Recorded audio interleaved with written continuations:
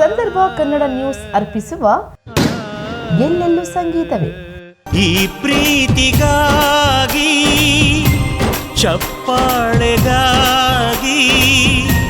ಎಲ್ಲರಿಗೂ ನಮಸ್ಕಾರ.